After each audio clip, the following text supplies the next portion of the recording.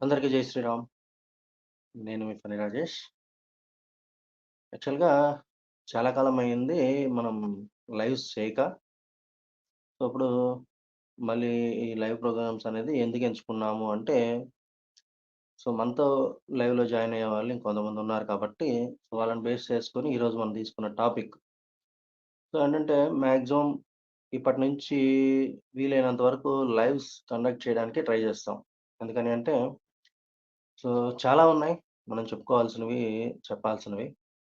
కాబట్టి వీలైనంత వరకు లైవ్ ప్రోగ్రామ్స్ కండక్ట్ చేయడానికి ట్రై చేస్తాం.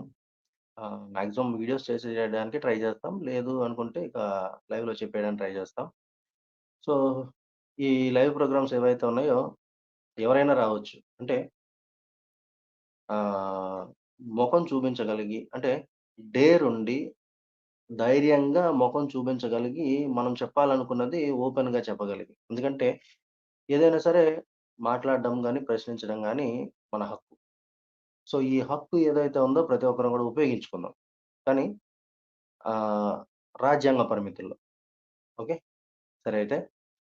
సో, ఇప్పుడు మనతో పాటు ఆల్రెడీ జాయిన్ అవ్వడానికి ఇద్దరు రెడీగా ఉన్నారు. సో, వాళ్ళని కూడా తీసుకుందాం. టాపిక్ ఏంటి అనేది ఒకసారి మీరు థంబ్‌నెయిల్‌లో చూసే ఉంటారు. ఏంటంటే చర్చిలు. చర్చిలకి పర్మిషన్ ఎందుకు? అలాగే ఫండింగ్ ఎందుకు? ఏంటి వాటి వల్ల ఉపయోగం?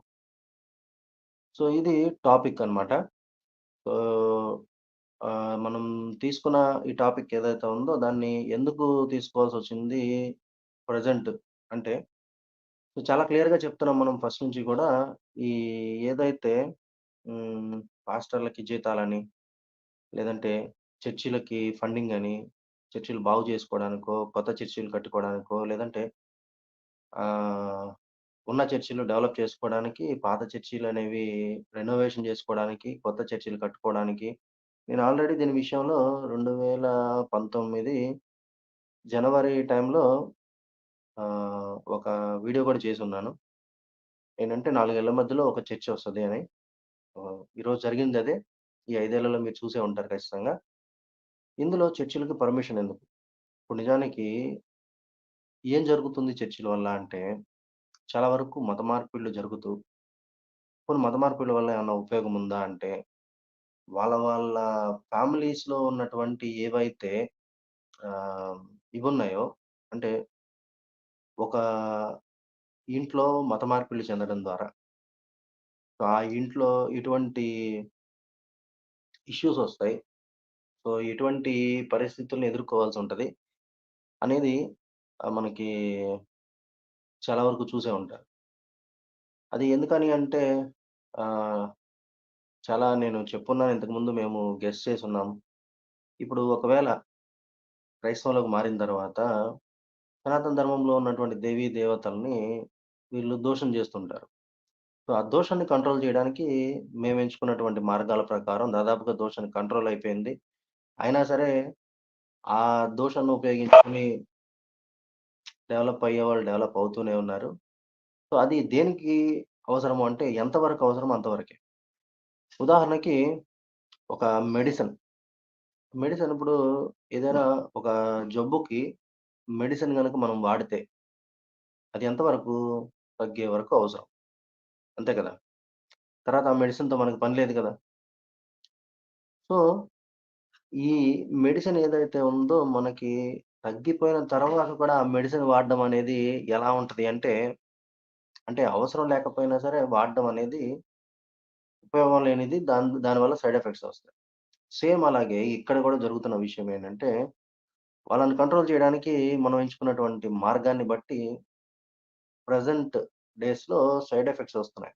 నిజానికి చెప్పాలంటే క్రైస్తవంలోకి మారిపోయిన వాళ్ళు, కన్వర్ట్ అయిన వాళ్ళు ఎవరైతే ఉన్నారో వాళ్ళెవరు కూడా బయటోళ్ళు ఎవరు కాదు. మనోళ్ళే. ఆ! మనతో పాటు ఉన్నవాళ్ళే. మనతో పాటు తిరిగేవాళ్ళే. మనతో పాటు పెరిగిన వాళ్ళే. మన సోదర సమానులే. అంటే సహోదరులని భూత పదం వాడతారు వీళ్ళు. అది కాదు. అది వాడకండి. సోదరులు అనుకోవచ్చు. సో, సోదర సమానులైన వాళ్ళ మీద దాడి చేయడం అనేది కరెక్ట్ కాదు. వాళ్ళు నిజానికి చెప్పాలంటే ఒక రకమైనటువంటి ఉచ్చులోను, రొచ్చులోను పడ్డారు.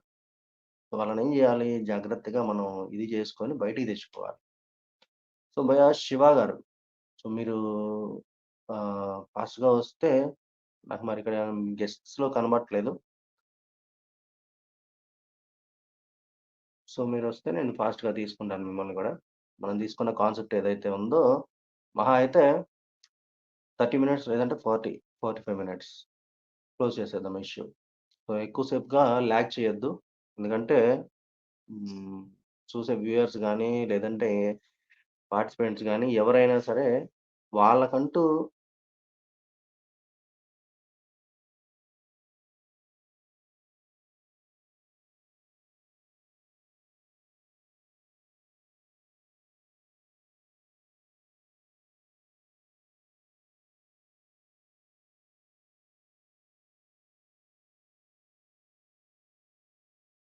వాళ్ళ దీని ప్రకారం అంటే బాధ్యతగా చేయాల్సుంటది. ధర్మ పోరాటం అనేది ప్రతి ఒక్కరి బాధ్యతనమాట. ఎందుకు బాధ్యత అంటే ఈ క్రైస్తవం అనేది ఒక మతమని చెప్పుకోవడానికి లేదు. లేదంటే మార్గమని చెప్పుకోవడానికి లేదు. ఒక ఆధ్యాత్మికత అని చెప్పుకోవడానికి లేదు. ఇది ఖచ్చితంగా సామ్రాజ్యవాదం. సామ్రాజ్యవాదం అంటే ఉదాహరణకి ఈ మతంలో ఉన్నటువంటి కొంతమంది బోధకులు ఎవరైతే ఉన్నారో బిషప్‌లు గాని, లేదంటే రెవరెండ్‌లు ఇలాంటి వాళ్ళు ఎవరైతే ఉన్నారో వాళ్ళేం జేస్తున్నారంటే చర్చిల్లో ఉన్నటువంటి విశ్వాసుల్ని శాసించే పరిస్థితిలో ఉన్నారు. అంటే ఈ చర్చిల ద్వారా పాలన అనేది నడవడానికి ఆస్కారం ఉంటది. వీలైనంత వరకు వీలైనంత నీకు కెమెరా ఇక్కడ ఆ! సెట్ చేస్తున్నాను. చెప్తున్నారా? ఒకసారి కింద లాగా ఒకసారి ఒకసారి ఒక్క నిమిషం. మీ ఇద్దరు పక్క పక్కనే ఉన్నామండి. ఓకే. డన్. ఒకసారి కెమెరా సెట్ చేసుకుంటున్నాము. రైట్. ఓకే. రైట్. మిమ్మల్ని హలో, మీరు నా ఇంట్రడ్యూస్ చేసుకోండి మరి. పేరు శివ అండి. నా పేరు రమాకాంత్ అండి. నేను ముట్టిగా మా ఇంట్లో వాళ్ళు ముట్టిగా పిలుస్తున్నాను, ఇంకా ముట్టిగా పిలుస్తాను. ముందుగా అందరికి జై Sri Ram. Same to you. So, మనం కాన్సెప్ట్‌లోకెళ్ళిపోతున్నా ఏంటంటే ఏ కాన్సెప్ట్ 30-45 మినిట్స్. నుంచి మన చదువు అనేది ఎంత ఎక్కువ చెప్పినా సరే లాగ్ అయిపోద్ది. లేదంటే వేస్టేజ్ అయిపోద్ది.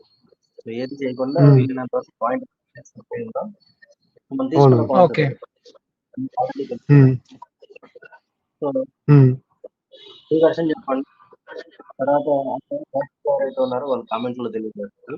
ఇన్ కేస్ నెక్స్ట్‌కి ఎవరైనా వస్తారు, ఖచ్చితంగా అవసరం అనుకుంటే నా నంబర్ మీకు కనిపిస్తుంది కదా! నా నంబర్ మీద వాట్సాప్ చేయండి. వాట్సాప్ చేస్తే మీరు ఆహ్, ఓకే. గుడ్ పర్సన్ అనుకుంటే వచ్చిన తర్వాత లైవ్ చెడగొట్టకుండా ఉంటారనుకుంటే ఇంకోళ్ళని తీసుకుంటాము. అలాగే వాట్సాప్ గుడ్ కామెంట్స్ అనేవి ఉంచబడతాయి. బ్యాడ్ కామెంట్స్ అనేవి డిలీట్ చేయబడతాయి. వీలైనంత వరకు సమస్యలను మాట్లాడండి. నో చేశాను. అబ్యూజర్స్.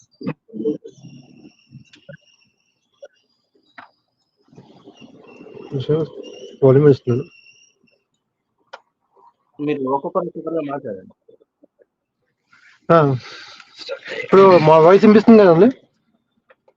గుడ్.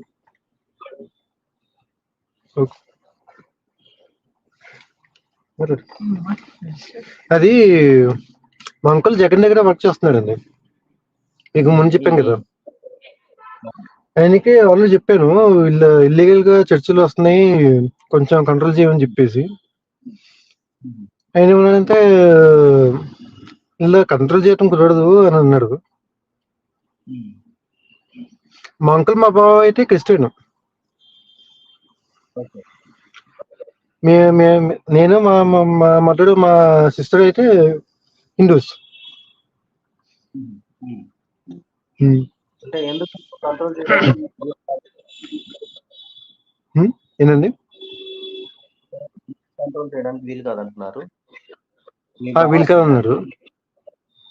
మా బావ అన్నాడు, అంకుల్ కూడా అన్నారు. అంకుల్ అయితే జగన్ దగ్గర పనిచేస్తారు. అంటే మన ఫోటోలో చేసుకున్నది మీకు ఫోటో పంపించగా ఆయన జగన్ పక్కన ఉన్నాడు.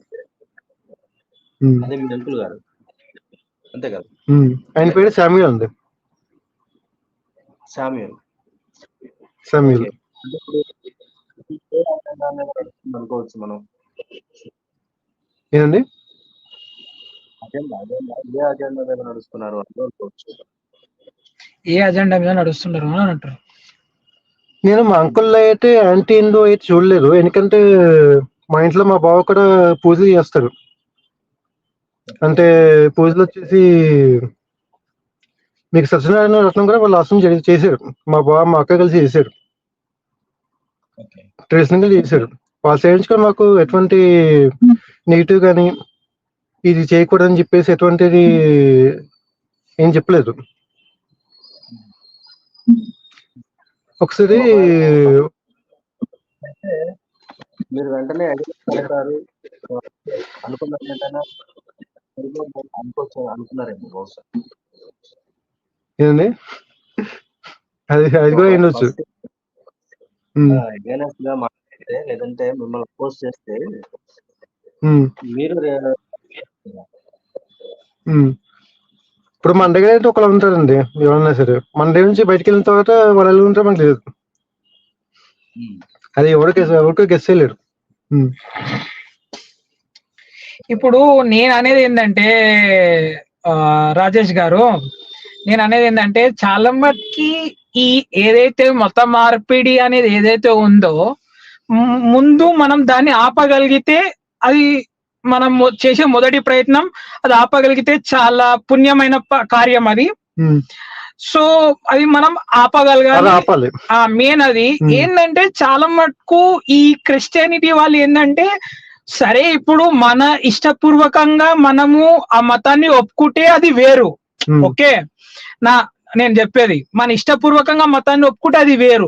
వీళ్ళు ఏంటంటే వచ్చిపోయే వాళ్ళను, లేకపోతే చిన్న చిన్న పిల్లలను గాని, కాలేజ్కి వెళ్ళే పిల్లలను గాని, లేకపోతే పని చేసే మతము మార్పిడి యాక్సెప్ట్ చేయకపోతే వీళ్ళు కొంచెం పబ్లిక్ ని భయాలోందన గురి చేస్తున్నారు. అంటే ఒక భయానికి గురి చేస్తున్నారు. సో ఎట్లా అంటే మీకు ఏది మంచి జరగదు, మీ కుటుంబాలలో కుటుంబ సభ్యులు విడిపోతారు, మీ పిల్లగాడు మీ చేయి జారిపోతాడు, మీకు మీ ఇంట్లో పిల్లలు పెళ్లి కాకుండా మిలిగిపోతారు, ఎక్సెట్రా ఎక్సెట్రా, ఇట్లా అని ఒక భయం క్రియేట్ చేసి పెట్టేస్తున్నారు. అదొకటి నాకు నచ్చుతలేదు ఈ క్రైస్తవులు. రెండోది ఏంటంటే మనము చూసుకున్నట్టయితే వీళ్ళకు ఇంత ఫ్రీడమ్ ఏడికెళ్ళి వచ్చింది, వీళ్ళు ఇవి ఎట్లా చేయగలుగుతున్నారు, వీళ్ళకి ఈ రైట్స్ ఎవరు ఇచ్చిర్రు అనేది నా డౌట్. దీని మీద మీ స్పందన ఏంది రాజేష్ గారు? కొంచెం కెమెరా ఏసీ వైపు పెడుతున్నాను, ఇప్పుడు హీట్ ఎక్కుతుంది, అందుకు ఫోన్ కొంచెం హీట్ ఎక్కుతుందండి, కొంచెం ఏసీ వైపు పెడుతున్నాను.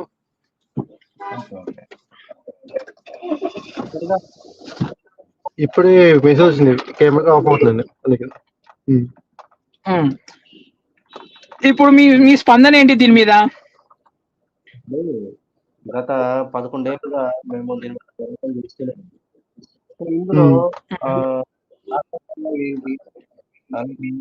మాట్లాడడం వల్ల ఎవరెవరి చాలా వరకు చెప్పుకుంటాను.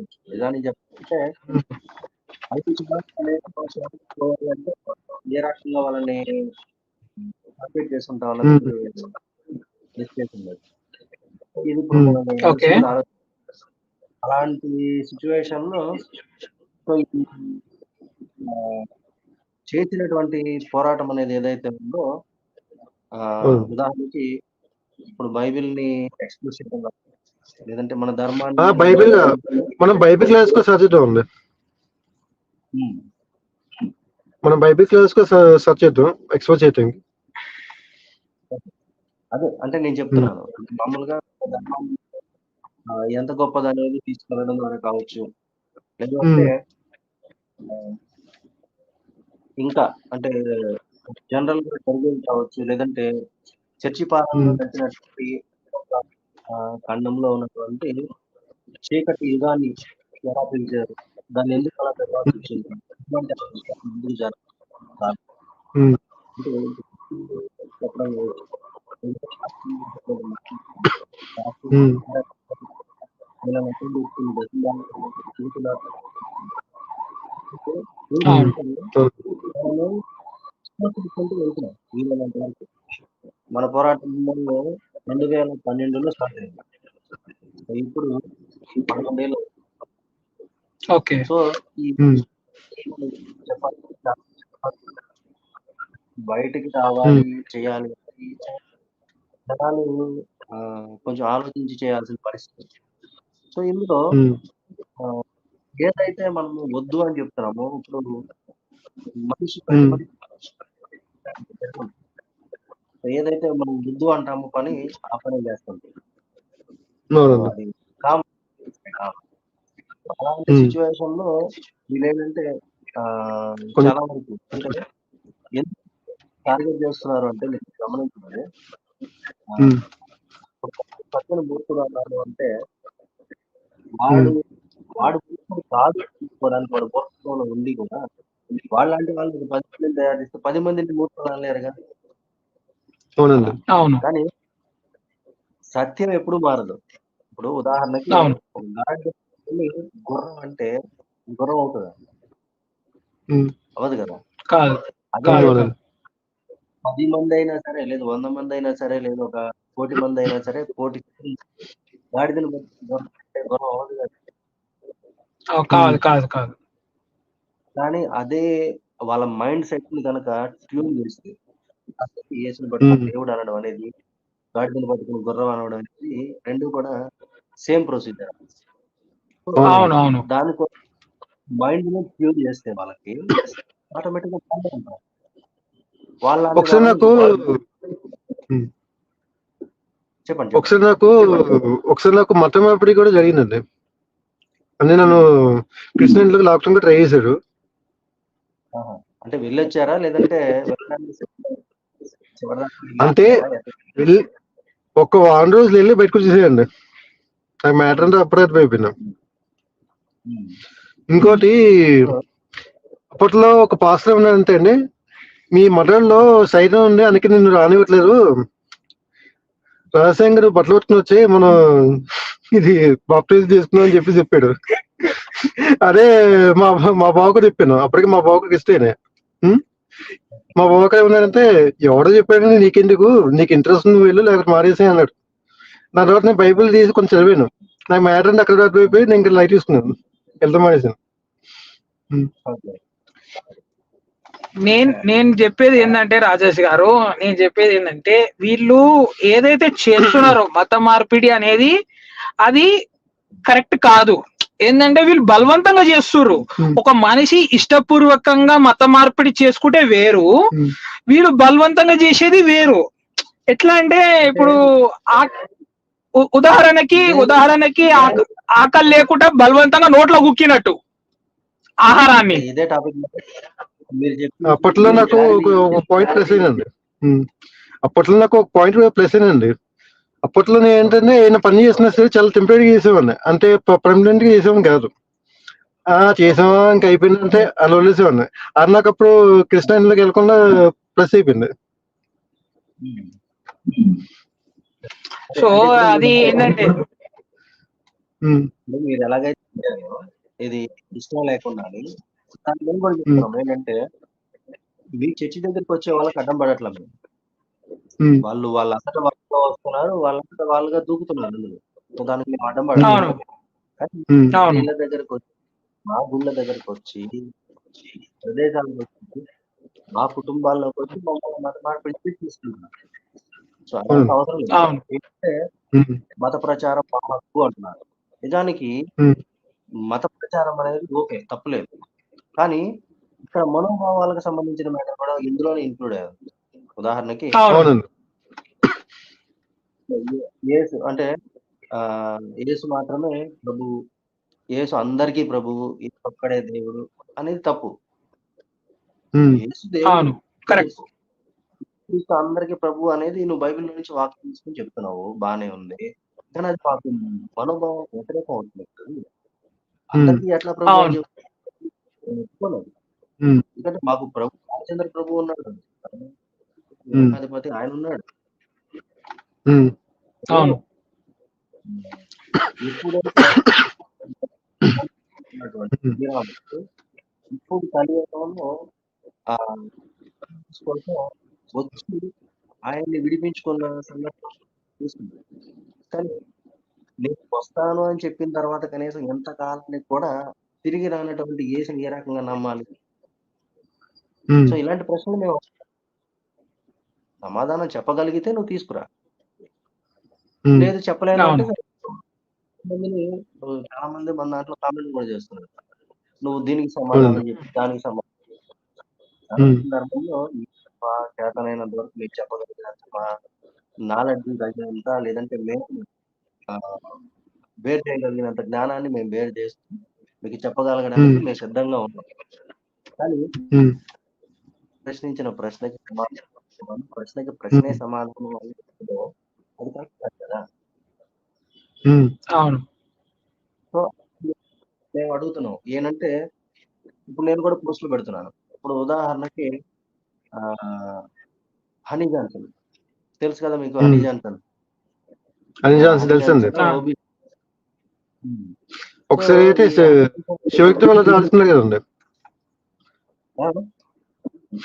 శివశక్తి వాళ్ళైతే ఆడిస్తున్నారు కదా హనీ జాన్సన్ ని. అంటే శివశక్తి ఛానల్ వాళ్ళు అంటే తెలుసో తెలియకో హనీ జాన్సన్ అనే అతను ఒక మూవీ తీశాడు. ఏంటి పేరు అంటే దగా పడిన దేవుని భార్య. సో అని చూసాడు. ఆ పేరు ఒకసారి చెప్తారా రాజేష్ గారు? నాకు అర్థం కాలేదు. ఆ పేరు ఒకసారి చెప్పండి. అది పేరు చెప్పండి ఒకసారి. దేవుడి భార్య ఏంటండి? పడిన దేవుడి భార్య.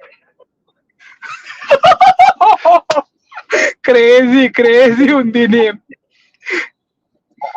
నాకు పేరు పెట్టినోడు కన్నా పేరు కన్నా పేరు పెట్టినోడు చూస్తుంది నాకు నవ్వుతుంది. అదే అంటే ఏమనుకున్నారంటే ఇప్పుడు దేవుడికి అప్పగించుకున్నటువంటి కన్యలు అని చెప్పేసి ఒక ఆచారం ఉంది కదా. అవును. అంటే దాన్ని బేస్ చేసుకొని నువ్వు చేద్దాం అనుకున్నాడు. కానీ పెట్టిన పేరు అది బైబిల్ దేవుడికి బైబిల్ దేవుడు. బైబిల్ బైబిల్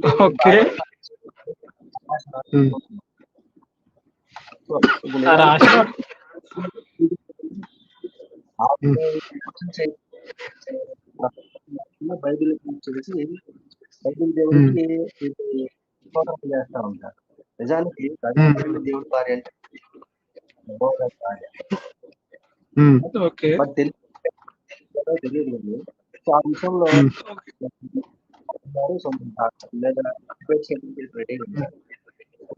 ఫస్ట్ మనకి ఏంటంటే చర్చిలకు పర్మిషన్ ఉంది. సో చర్చిలకి పర్మిషన్ లేదు. వాటి వల్ల ఏంటి ఉపయోగం? ఎటువంటి ఉపయోగం?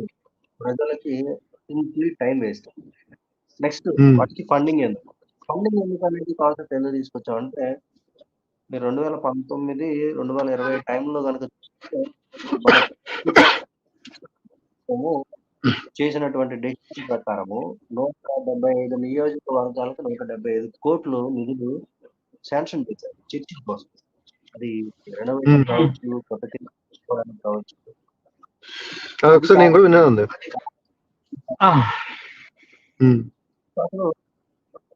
ఏంటి వీటి వల్ల ఉపయోగం? సో ఆ కాన్సెప్ట్ కనుక తీసుకుంటే ఇప్పుడు పాస్టర్లకి జీతాలు అన్నారు. ఎందుకంటే పూజారికి జీతాలు ఇస్తున్నాము, పాస్టర్లు ఓకే యాక్సెప్టెడ్. ఎందుకు పూజారికి జీతాలు ఇస్తున్నాం అంటున్నారు కాబట్టి. సరే పూజారికి జీతాలు ఎందుకు ఇస్తున్నారు? దేవాలయాల్లో పూజ చేసి ఆరాధన చేసి అర్చకత్వం చేసి వచ్చిన భక్తులని దీవించి పంపించడం ద్వారా భక్తులు రావడం ద్వారా ఆ దేవాలయాన్ని తీసుకుంటున్నారు కాబట్టి, గవర్నమెంట్ తీసుకుంటుంది కాబట్టి దేవాలయాలు. మరి చర్చిల్లో పాస్టర్లకు దీనికి ఏ చర్చిలో ఎంత ఆదాయం వస్తుంది దీనికి? ఇప్పుడు ఆ టైంలో నేను ఒక సజెషన్ కూడా చేశాను. ఏంటంటే ఒక్కొక్క చర్చి చిన్న చర్చి నుంచి బేస్ చేసుకుని పెద్ద ఒక 50,000 నుంచి 10,000, 50,000 నుంచి 1 lakh to 10 lakhs 1 crore కట్టే చర్చెస్ కూడా ఉన్నాయి. నిజానికి అలా చూస్తే కనుక ఖజానా నిండిపోద్ది. మన అది నిజానికి ఆ సొమ్ముని చాలా వరకు మంచి మంచి ప్రోగ్రామ్స్ మంచి కార్యక్రమాలు రోడ్లు వేయడం లాంటివి ఇలాంటివి చాలా ఉపయోగించాయి. కానీ ఏ చర్చి పాస్టర్ జీతాలు అది 10,000 ఇచ్చారు. నిజానికి గమనించాలంటే ఇది కనుక ఒకసారి జాగ్రత్తగా గమనిస్తే ఇది ఒక ఓట్ బ్యాంక్ అన్నమాట. ఒక చర్చిలో ఒక పాస్టర్ వాడు ఎవరికి ఓటు వేయాలంటే వాళ్ళకి ఓటు వేసే స్థితిలో ఉదాహరణ చెప్పాలంటే 2014లో బిషప్ చర్చిలన్నిటికీ లేఖ రాసింది. మోడీ గారిని ఓడించాలి మొత్తం క్రైస్తవులంతా. నిజానికి దీని గురించి అండర్ గ్రౌండ్ వర్క్ జరుగుతూనే ఉంది. కానీ ఏం చేసినా సో ఇక్కడ జరిగిన విషయం ఎప్పుడైతే ధర్మద్రోహుల్ని ధర్మ విరోధుల్ని ఎప్పుడైతే మనం ఎదుర్కొంటామో ఆ టైంలో మన పరిస్థితులన్నీ కూడా నిజానికి చెప్పాలంటే అందుకే ఈ తుఫాన్లు వరదలు సునామీలు ఇలాంటివి రావడం రీజన్. సో ఈ ఆంధ్రప్రదేశ్ లో ఏ చర్చకి ఉపయోగం లేదు. సో అంటే చర్చలు పండించినందువల్ల ఉపయోగం లేదు, అలాగే చర్చలకి ఫండింగ్ ఇచ్చినందువల్ల ఉపయోగం లేదు, హాస్టల్కి జీతాలు ఇచ్చినందువల్ల అంటే డబ్బులు ఏం చేస్తున్నారంటే డబ్బులు పెట్టేస్తున్నారు.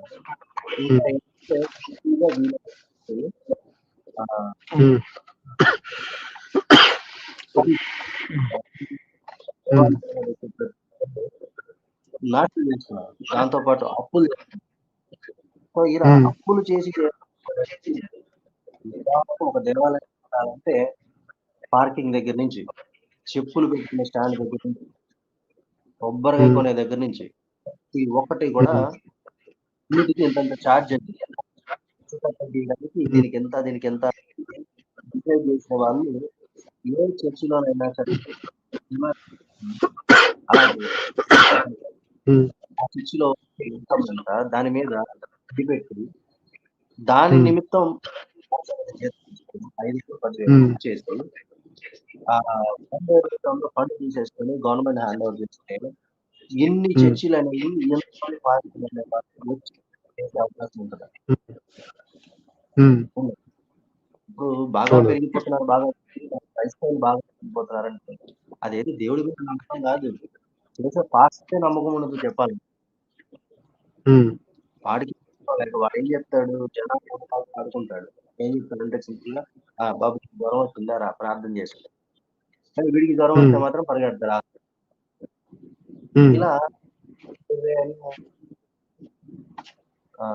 19లో ఎప్పుడు నాకు ఏ డేట్ గుర్తులేదు, ఈ బెల్లంపల్లి సో వాడు తగ్గిస్తాడు. కొడుకు 20 ఏళ్ళ కొడుకుకి జ్వరం వస్తే వాడి దగ్గరికి తీసుకెళ్తే వాడు అపాయింట్మెంట్ ఇదే టైంలో కనీసం వైద్యం చేస్తారు. ఇలా వాళ్ళ నమ్మకాలతో ఆడుకుంటారు. సో పాస్టర్ల వల్ల రకాల మైనస్లు ఉంటే నిజానికి చెప్పాలంటే వీళ్ళని ప్రతి పాస్టర్ని కూడా ఇలాంటి చేసే ప్రతి పాస్టర్ని కూడా డ్రగ్స్ అండ్ రెమెడీస్ యాక్ట్ ప్రకారం లోపలేసారు. సింపుల్ ఏం చేస్తారంటే ఆంధ్రప్రదేశ్ లో ఇప్పుడు కూడా మళ్ళీ జరుగుతుంది. 2019లో జరిగినటువంటి స్టేట్ ఆ టైంలో నేను ఓపెన్ గా చెప్పాను. సో ఇది జరిగిద్ది ఈ పార్టీ వస్తే, ప్రజెంట్ అదే జరుగుతుంది. సో మళ్ళీ వచ్చిన ఎవరైతే కుల పార్టీ ఉపయోగించుకుని ఓట్లు వేసే వాళ్ళు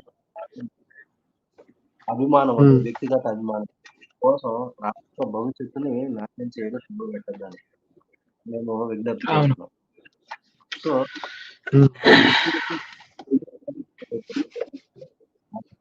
ఫండింగ్ ఇవ్వడం వల్ల వీటి వల్ల కానీ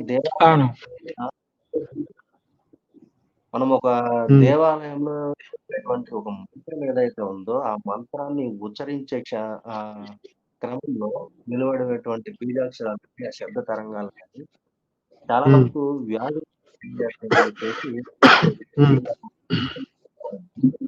ఆల్రెడీ హ్మ్. సో, హ్మ్. అలాంటి దీన్ని వదిలేసి బైబిల్‌లో ఉన్నటువంటి బూతు వాక్యాలను పెట్టుకొని అదే బూతు వాక్యాలని ప్రజల్లో చెప్పుకుంటూ, కానీ ఎవరైనా సరే క్రైస్తవుడు గాని, ఒక పాస్టర్ గాని కొన్ని కొన్ని వాక్యాల్ని సెలెక్ట్ చేసుకొని, ప్రింట్ చేసుకొని వాక్యం దేవుడని చెప్పి తగిలించుకుంటున్నారు బావుంది. సో, మరి అవును. చాలా బూతు వాక్యాలున్నాయి. మరి ఆ బూతు వాక్యాలు ఎందుకని తగిలించుకోవాలి? ఇప్పుడు బైబిల్‌లో వాక్యాలు కదా! హ్మ్. హ్మ్. సరే ఇప్పుడు నేను చాలా వరకు చాలా వాటి మీద అది మాకు డిబేట్ మాకు తెలిసిన ఒక క్రిస్టియన్ ఉన్నాడండి. హ్మ్. మాకు తెలిసిన ఒక క్రిస్టియన్ ఉన్నాడు. హ్మ్. అతనికి నేను ఒకసారి బైబిల్‌లోని సివిక్ స్టడీ ఒకటి వీడియో చూపించాను. Short film. హ్మ్. హ్మ్. దాంట్లోని జీసస్ ఇలా అంటాడని చెప్పేసి ఉంది. ఇది నేను మీ ఫ్యామిలీకి అందరికి గొడవ పెడతానికి వచ్చాను. ఇంకోటి ఎవడైతే నన్ను చాలా కాకుండా మీ ఇంట్లో వాళ్ళని ఎక్కువగా ఇష్టపడతాడో వాళ్ళు నాకు బొక్కలు కాడ ఏదైతే ఉంటుందో అది చూపించిన తర్వాత వాడు షాక్ అయిపోయాడు. ఆడికి అసలు ఉన్నట్టు కూడా తెలియదు అంతే. నేను ఒకటి చెప్పాలనుకున్నా రాజేష్ గారు. హ్మ్. నేను ఒకటి చెప్పాలనుకున్నా రాజేష్ గారు. ఏందంటే మా ఫ్రెండ్ ఒకడు కిరణ్ మైకిల్ అని ఒకడు ఉన్నాడు. మా ఫ్రెండ్ మాతో మా ఇద్దరితో పాటు కలిసి చదువుకున్న వ్యక్తి. మా స్కూల్. ఇతనికి కూడా బాగా తెలుసు అతను. హ్మ్. సో మేమందరం ఒకటే స్కూలింగ్ అన్నమాట. సో మాతో పాటే చదువుకున్నాడు. అయితే ఆయన పేరు కిరణ్ మైకిల్. సో ఆయన వచ్చేసి ప్యూర్ క్యాథలిక్ క్రిస్టియన్ అన్నమాట. ఓకే. ఓకే. సో ఇప్పుడు ఈడ మెయిన్ పాయింట్ ఏంటంటే ఒక రోజు ఇట్లనే నేను అన్నా, అరే ఇట్లా నాకు అంటే నన్ను టెంపరీ స్టాఫ్ గా అపాయింట్ చేసిర్రా మా ఆఫీస్ లో, అండ్ వర్క్ లోడ్ ఎక్కువ ఇస్తున్నారు, నాకు షిఫ్టింగ్ చాలా ఇబ్బంది అవుతుంది. సో నాకు ఇంటికి రావడం చాలా కష్టము, ఎందుకంటే మా ఇంటికి ఆఫీస్ కి 3 hours జర్నీ. సో నాకు రావడం ఇబ్బంది అవుతుంది, అంటే ఆఫీస్ లో కూడా ప్రెషర్ ఎక్కువ ఉంది నాకు అంటే. అతను ఏమన్నాడు, అరే నువ్వు ఇంత కష్టపడుతున్నావు, అరే నువ్వు ఇంత వర్క్ చేస్తున్నావు, హార్డ్ వర్క్ చేస్తున్నావు, మళ్ళా మీ దేవుడు ఏమన్నా నీకు సొల్యూషన్ ఇచ్చిండా, మీ దేవుడు నీకేమన్నా పరిష్కారం చూపిండా, నువ్వు ఇంత కష్టపడుతున్న దానికి, నువ్వు ఇంత హార్డ్ వర్క్ చేస్తున్న దానికి, నీ ఫ్యామిలీకి సాక్రిఫైస్ చేస్తున్న దానికి మీ దేవుడు ఏమన్నా ఇచ్చిండా నీకు అని. అయితే ఇక్కడ పాయింట్ ఏంటంటే అతను ఏమన్నాడు, వాళ్ళ మా దేవుడిని తీసుకో, మా దేవుడు మాకు ఎప్పుడు అండదండ ఉంటాడు, మా దేవుడు మా ఎంబడే ఉంటాడు, మా దేవుడు ఎప్పుడు ఎవరికి ప్రాబ్లమ్స్ ఇయ్యాడు, సొల్యూషన్స్ ఇస్తాడు అని అనడం జరిగింది. ఇంకొక సెకండ్ పాయింట్ ఏంటంటే, నువ్వు మా మతం మార్పిడి చేసుకుంటే, మా మతంలోకి వచ్చి మా బాప్తిజం తీసుకుంటే నీకు మా చెల్లెని కూడా నీకు ఇయ్యడానికి సిద్ధము, నీకు పెళ్లి చేసి ఇయ్యడానికి సిద్ధము. హలో, మా చెల్లెని కూడా నీకు ఇచ్చి పెళ్లి చేయడానికి ఇయ్యడానికి కూడా మేము సిద్ధమే, మాకు అటువంటి ప్రాబ్లమే లేదు, నువ్వు మా దగ్గర పని చేయాల్సిన అవసరమే లేదు, మంచి కాలు మీద కాలు వేసుకొని కూర్చొని తినొచ్చు, ఎందుకంటే వరుసకు అప్పుడు నువ్వు నాకు బావ అవుతావు కాబట్టి నాకు ప్రాబ్లం లేదు అని అన్నాడు. సో నేనేమన్నా ఇప్పుడు నేను ఒకటే, సరే తీసుకుంటా, బాప్తిజం తీసుకుంటా, నువ్వు అన్న మాట వాస్తవమే రాబాయ్, నేను ఖచ్చితంగా బాప్తిజం తీసుకుంటా, నాకు మీ చెల్లెని కూడా ఇచ్చి పెళ్లి చేస్తా అంటున్నా, అది కూడా నాకు ఏం అభ్యంతరం లేదు, చేసుకుంటా కూడా, బాప్తిజం తీసుకుంటా కూడా. సపోజ్ ఇప్పుడు నేను చచ్చిపోయినాను అనుకో, నేను చచ్చిపోయినా, ఏదో ఒక యాక్సిడెంట్ అయ్యి మీ చెల్లెని బయటికి తీసుకొని పోతున్నా, మీ చెల్లెకు నాకు యాక్సిడెంట్ అయ్యి నేను చచ్చిపోయినా, మీ చెల్లె బతికిపోయింది, అప్పుడు మీ దేవుడు వచ్చి నన్ను లేపుతాడా? చచ్చిపోయినాని లేపుతాడా? లేకపోతే ఇప్పుడు నువ్వు చచ్చిపోతావు, నేను బొంద పెడతారు బై, ఆ బొందలకేళ్ళొచ్చి నీ దేవుడు లేపుతాడా? లేపాడు కదా. ఇప్పుడు ఏ దేవుడు కూడా గొప్ప, మీ దేవుడు గొప్ప, మా దేవుడు గొప్ప అనేది కాదు ఈడ. ఓకే, నేను నమ్మే నీతి ఏంటంటే రాజేష్ గారు, మీరు నేను చెప్పింది యాక్సెప్ట్ చేస్తారో చేయరో అది మీ ఇష్టం, మీ డిపెండెంట్ మీద ఉంటది అది. బట్ నేను నమ్మే నీతి ఏంటంటే, దేవుడు మనకు అమ్మ నాన్న మనకు మనం ఏదైనా చేస్తాను కానీ పోయినప్పుడు జాబ్ లేదా బిజినెస్ చేస్తాను పోయినప్పుడు మనకు అమ్మ నాన్న ఎట్లయితే సపోర్టివ్ గా ఉంటాడో దేవుడు అట్లా సపోర్టివ్ గా ఉంటాడు మనకు. ఓకే, సో దేవుడు చేసేది ఏమీ లేదు. నేను నమ్మే నీతి, దేవుడు చేసేది ఏమీ లే. ఏం చేసినా మన కర్మకు మనమే బాధ్యులం. కర్త క్రియ కర్మ మనమే. ఒకటి, దేవుడు నీకు నేనున్నా అని సపోర్ట్ ఒక్కటి మాత్రమే ఇస్తాడు, కానీ దేవుడు ఏం చెయ్యాడు మన సనాతన ధర్మంలో. ఎందుకంటే దేవుడు చెప్పేది కూడా అదే, నీ కర్మకు నువ్వే బాధ్యుడవు, నేను కాదు అంటాడు. అవునా కాదా అండి? శ్లోకం అదే. దేవుడు చెప్పేది కూడా అదే. ఓకే, నీ కర్మకు నువ్వే బాధ్యుడు. సో మన హిందుత్వంలో ఉన్నది దేవుడు చెప్పేది ఒకటే. సో అట్లాంటప్పుడు మీ దేవుడు గొప్ప మా దేవుడు గొప్ప అనే టాపిక్ ఎడికెళ్ళి వచ్చిందండి? అంటే క్రిస్టియన్ వాళ్ళ గురించి చెప్తున్నా, వాళ్ళ దేవుడు గొప్ప మన దేవుడు గొప్ప కాదు అనే టాపిక్ ఎడికెళ్ళి వచ్చింది? దీన్ని బట్టి చూస్తుంటే ఇదంతా ఓవర్ హైప్డ్ చిల్లర్ వ్యవస్థ ఇది. నన్ను అడిగితే దీనంత చిల్లర్ వ్యవస్థ, దీనంత దరిద్రము ఇంకోటి లేదు మన తాన. ఇప్పుడు ఇంకొక పాయింట్ మాట్లాడదాం అనుకుంటున్నా రాజేష్ గారు. మీకు అది విన్నారో లేదో నాకు ఐడియా లేదు, కానీ రాహుల్ గాంధీ, సోనియా గాంధీ, మళ్ళా ఈ ఎవరు మమతా బెనర్జీ, వీళ్ళంతా జై శ్రీరామ్ అనే నినాదాన్ని బ్యాన్ చేయాలంట. అదొకటి. ఇంకొకటి మన బజరంగ్ దళ్ ని, ఆర్ఎస్ఎస్ ని మొత్తం దాన్ని సస్పెండ్ చేయాలంట, మొత్తం తీసే పడేయాలంట. సంస్థను బ్యాన్ చేస్తారు. అదే అంటున్నా కదండి. ఇప్పుడు వీళ్ళెవరు అసలు మన హిందూ కల్చర్ ని, మన హిందుత్వాన్ని బ్యాన్ చేసేటందుకు వీళ్ళెవరు? వీళ్ళకి రైట్స్ ఎవరు ఇచ్చారు అసలు? ఫస్ట్ ఇప్పుడు మనం చెప్పాలి అంటే నాథురామ్ గాడ్సే గారి మీద నేను ఒక వీడియో చేయాలనుకున్నాను. సో ఆయన చెప్పినటువంటి క్లారిటీ అనమాట, లో ఆయన ఇచ్చినటువంటి స్టేట్మెంట్ మీద ప్రజెంట్ సుప్రీం కోర్టు రిలీజ్ చేసింది పబ్లిక్. ఓకే, ఎవరైతే సెక్యులర్ వాళ్ళు కానీ ఇటువంటి వీళ్ళు ఎవరైతే ఉన్నారో వీళ్ళంటే ఇప్పుడు భారతదేశం ఏదైతే ఉందో ఎప్పుడు ఎన్ని ముక్కలుగా విడిపోయినా విడిపోయింది. ఆఫ్ఘనిస్తాన్ కావచ్చు, బంగ్లాదేశ్ కావచ్చు, పాకిస్తాన్ కావచ్చు, ఇలా. మరి ఇప్పుడు స్వతంత్రం 1947 తర్వాత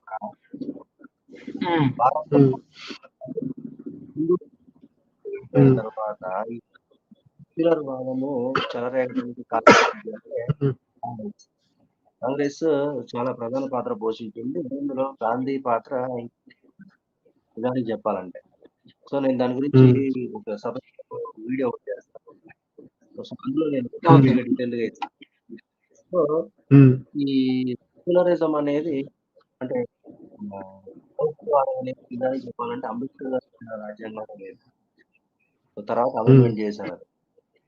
ఇట్లాంటివి ఏవైతే ఉన్నాయో అంటే ఇక్కడ నుంచి వెళ్ళిపోయి ముస్లిం కంట్రీగా పాకిస్తాన్ ఏర్పడిన తర్వాత కూడా ఇక్కడ కొంతమంది ముస్లిమ్స్ అనే వాళ్ళు ఇక్కడ ఉండడానికి వచ్చిన వాళ్ళు ఈ కాంగ్రెస్ పార్టీ వాళ్ళు, దాంతో పాటుగా నెహ్రూ, గాంధీ. సో వీళ్ళ అనేది చాలా పెద్ద హ్యాండ్ ఉంది. వీళ్ళు ఇక్కడ ఉన్న తర్వాత వీళ్ళని భుజగించారు. నిజానికి చెప్పాలంటే మైనారిటీ వాదాన్ని ఉపయోగించుకొని ఇందులో క్రిస్టియన్స్ కావచ్చు, ముస్లిమ్స్ కావచ్చు, వీళ్ళు ఎవరైనా సరే మతాన్ని బట్టి ప్రొసీడ్ అవుతారు.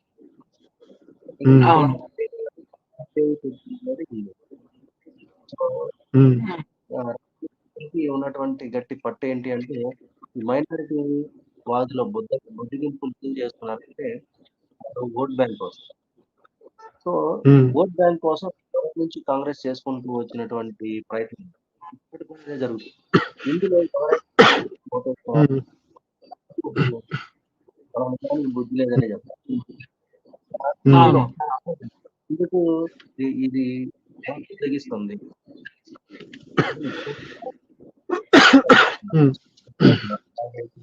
చాలా మంది ఉదాహరణకి ముస్లింస్ అంటే ఆల్రెడీ పాకిస్తాన్ విడిపోయింది, మన కళ్ళ ముందు కనబడుతుంది, ఎంతో మందిని చంపి ట్రైన్లలో వేసి తోలేశారు. అలాగే వచ్చేసరికి నాగాలాండ్ సో చాలా స్పష్టంగా పడుతున్నారు. వాళ్ళ సపరేట్ దేశమే కావాలంటున్నారు. మళ్ళీ మన స్థితితో పగలగొడతారు, జాతీయ జెండా పగలగొడతారు. వీళ్ళందరూ చేసిన ఇంకా ఎక్కడ చెప్పనవసరం తెలుగు రాష్ట్రాల్లోనే ఉంది. ఇప్పుడు మాకు సపరేట్ దేశమే ఇచ్చేయండి అని చెప్పేసి అడిగిన పార్టీలు ఈ ఏదైతే మతం మారిందో జాతీయ కాబట్టి ఎవరైతే ఈ మతాలు ఎవరైతే ఉన్నాయో వీటిని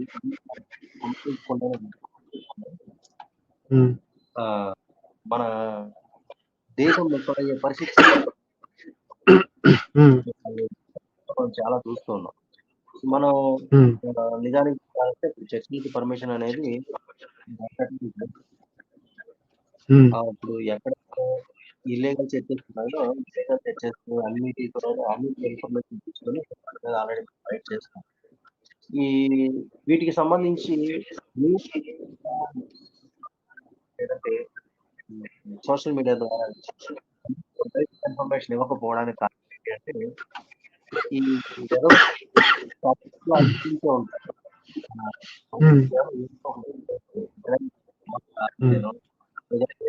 ఇంకెక్కడైనా ఏదైనా క్రైస్తవుల్ని ప్రశ్నిస్తేనో వీళ్ళు ఏం చేస్తారంటే వెళ్ళిపోయి వెళ్ళి ఎంటర్టైన్ చేసేస్తారు. సో ఇలాంటి సిచ్యువేషన్ మన దగ్గర రిక్రియేట్ అవ్వకూడదన్న ఉద్దేశంతో ఏ ఇన్ఫర్మేషన్ మనం ఇవ్వట్లేదు, కానీ జరిగేదంతా కూడా అండర్గ్రౌండ్ వర్క్ జరుగుతూనే ఉంది. వీలైనంత వరకు చాలా వరకు ఐడెంటిఫై చేసాం. చాలా చోట్ల అయితే కోర్టులో కూల్ చేసిన సందర్భాలు ఉంటాయి చర్చిలు. ఏ ఇన్ఫర్మేషన్ కూడా ఇంకా పెద్ద చర్చిలు కూడా భవిష్యత్తు రోజుల్లో కూలిపోబోదు. సో దానికి గట్టిగా పనిచేస్తున్నాము. కూడా ప్రత్యక్షంగా పాల్గొరు అందులో చాలా పాల్గొన ఏంటంటే ఈ విధవలు చట్టంలో ఉన్న లొసుగులు ఉపయోగించుకొని మనల్ని ఇబ్బంది పెట్టే ప్రయత్నం చేస్తున్నారు కాబట్టి ఇటువంటి అవకాశం కూడా కానీ ఖచ్చితంగా అవుతూనే ఉంటాయి. వాళ్ళు ఏదైనా పర్మిషన్ ఇచ్చుకుంటారంటే ఇచ్చుకోనివ్వండి, మనం చెప్పేది మనం చేస్తూనే ఉన్నాం. సో దానికి లీగల్ గా ఎలా చేయాలో మనకి ప్రజాబలం ఇంపార్టెంట్.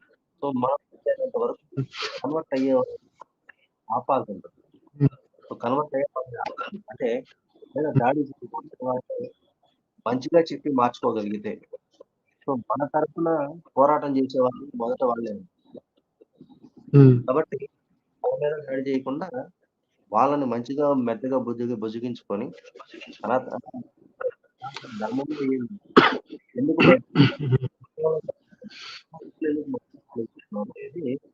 క్లారిటీగా అర్థమయ్యేలా చెప్తే ఖచ్చితంగా సక్సెస్ అవుతుంది. నేనైతే ఆ దర్శనంలో వెళ్తున్నాను. ఇప్పుడు ఫస్ట్ మేము 12 ఏళ్లలో 11 ఏళ్ళు మేము చేసుకుంటూ వచ్చింది ఏంటి అంటే 12 ఏంటి అంటే మొదట చర్చిల్లో విగ్రహాలను చేసే వాళ్ళని దూషించారు.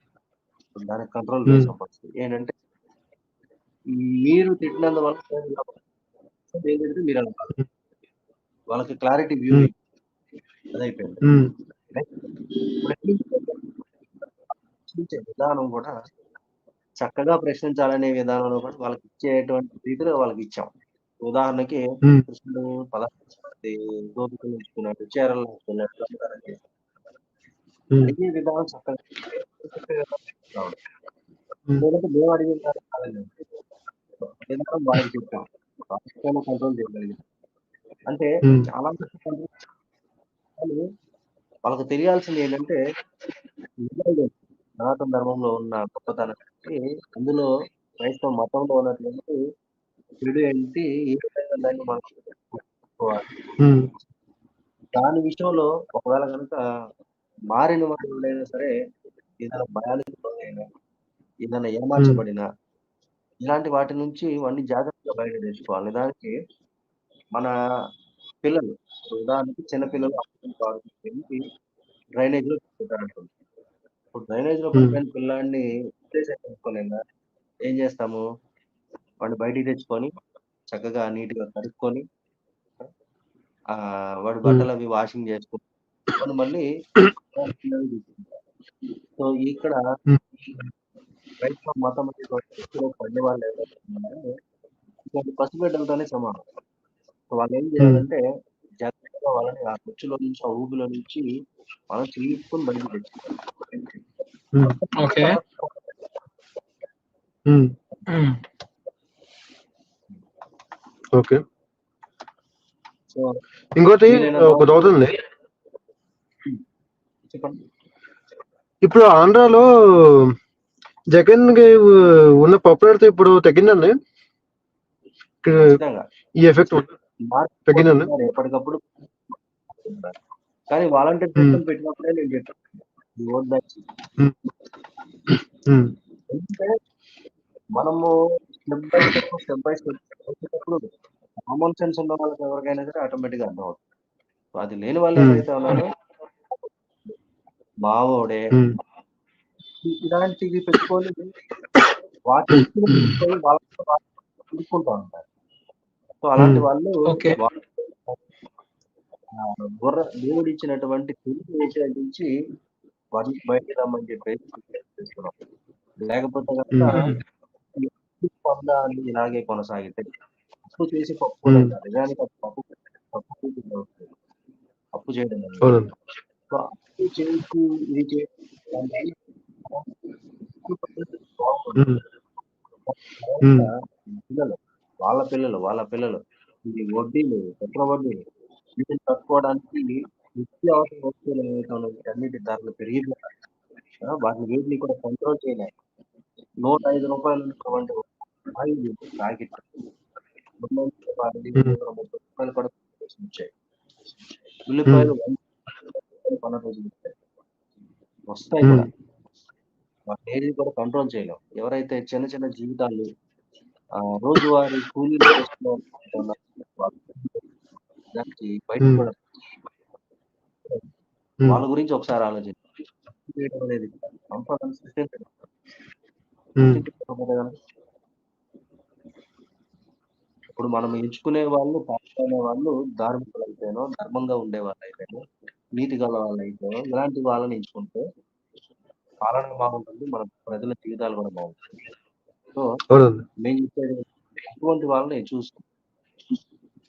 ఉమ్, వాళ్ళు ప్రజలకు జనరల్ గా మార్పు కరెక్టే రాజేష్ గారు, మీరు మాట్లాడుతున్నది కరెక్టే. ఇప్పుడు న్యాయంగా ధర్మంగా ఉండే వాళ్ళు జనరల్ గా బయటికి రారు.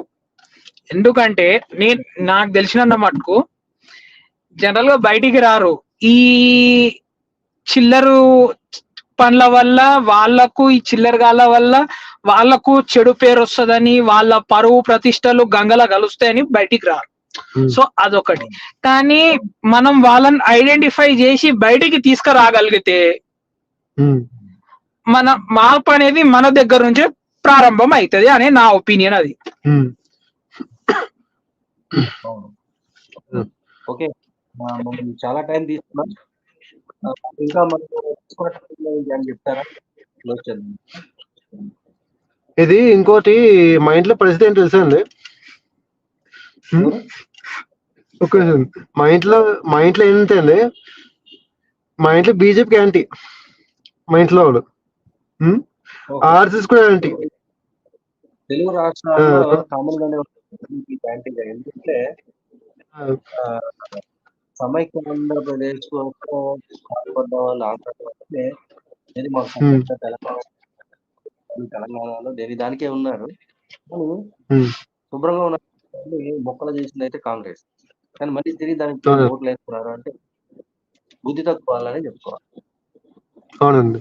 బీజేపీ అయితే యాంటీ బీజేపీ, యాంటీ ఆర్ఎస్ఎస్. కాకపోతే నేనేమో బీజేపీ మెంబర్ని, ఆర్ఎస్ఎస్ లో మెంబర్ అండి. యజమానిగా అక్కడికే వెళ్ళి వస్తున్నాను. అయితే వాటి విలువ త్వరలో తెలుసుకుంటారు జనాలు. ఆర్ఎస్ఎస్ కానీ బీజేపీ కానీ అవి లేకపోతే కనుక భారతదేశం ప్రజెంట్ ఈ ఉన్న స్థితిలో కూడా ఉండేది కాదు, ఉన్నిచ్చేవాళ్ళు కాదు. అవునండి, తెలుసుకుంటారండి. నేను కూడా అదే నమ్ముతానండి రాజేష్ గారు. ఆర్ఎస్ఎస్, బజరంగ్ దళ్ ఉండేపటికే దేశం ఇంత స్వచ్ఛంగా ఉంది, అండ్ దేశంలో ఉండే వాళ్ళు కూడా ఇంత స్వచ్ఛంగా ఉన్నారు, అండ్ కొన్ని ధర్మ కార్యాలకు, ధర్మ పోరాటాలకు కూడా పాలు పంచుకుంటున్నారు. అండ్ నేను నమ్మేది ఏంటంటే, ఇంకొకటి ఈ ఆర్ఎస్ఎస్, బజరంగ్ దళ్ ఉండడం వల్ల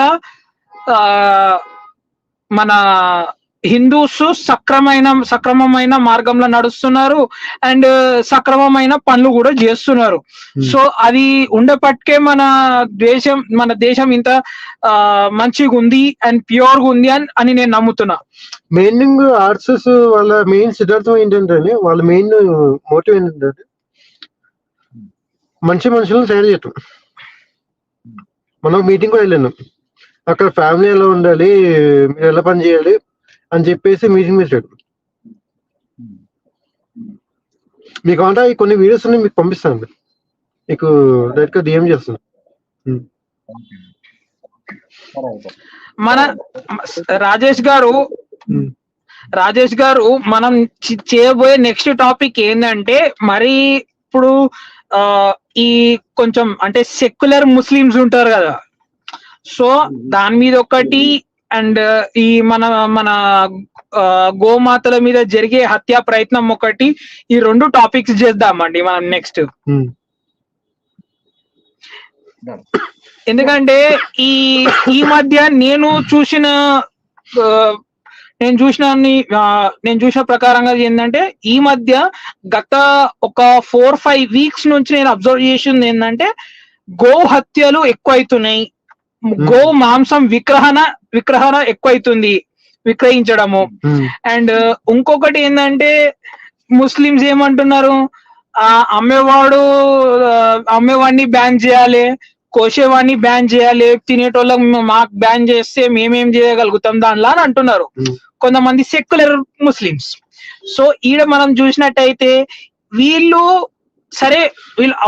వాళ్ళ అన్న పాయింట్ ఒక పక్కన పెడదాం, మళ్ళా అమ్మేవాడు బ్యాన్ చేయాలి అంటే పాయింట్ తీసుకున్నప్పుడు నెక్స్ట్ టైం నుంచి మనం ఇది కూడా చేద్దాం అండి. నెక్స్ట్ టైం నుంచి మనం బైబిల్ క్లాస్ కూడా చేద్దాం. Okay okay okay okay okay okay అండి, thank you for coming. You welcome Rajesh గారు. వెల్కమ్.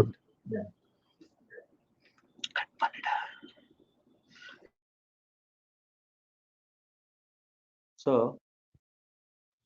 ఎవరైతే చూసిన వాళ్ళు ఉన్నారో పేరు పేరున ధన్యవాదాలు తెలుపుకుంటున్నాం. ఇక్కడ ముఖ్యంగా ఏంటి అంటే, తీసుకున్న టాపిక్ చర్చిలు.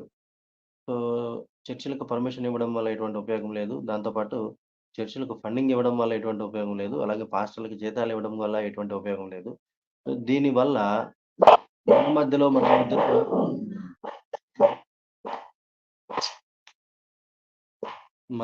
మధ్యలో డిస్టర్బెన్సెస్ రావడం తప్ప ఎటువంటి ఉపయోగం లేదు. సో వీటిని గమనించుకొని మన ప్రముఖులైనా సరే నిర్ణయాలు తీసుకోవాలని చెప్పేసి మనస్ఫూర్తిగా కోరుకుంటున్నాం. సో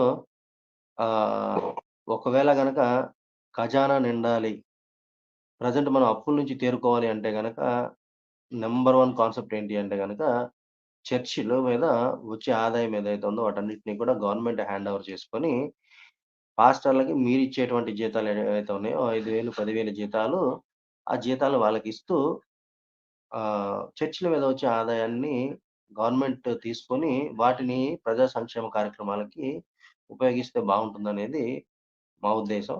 ఒకసారి దీన్ని కూడా కన్సిడర్ చేయండి. Thank you. జై శ్రీరామ్. భారత్ మాతాకి జై.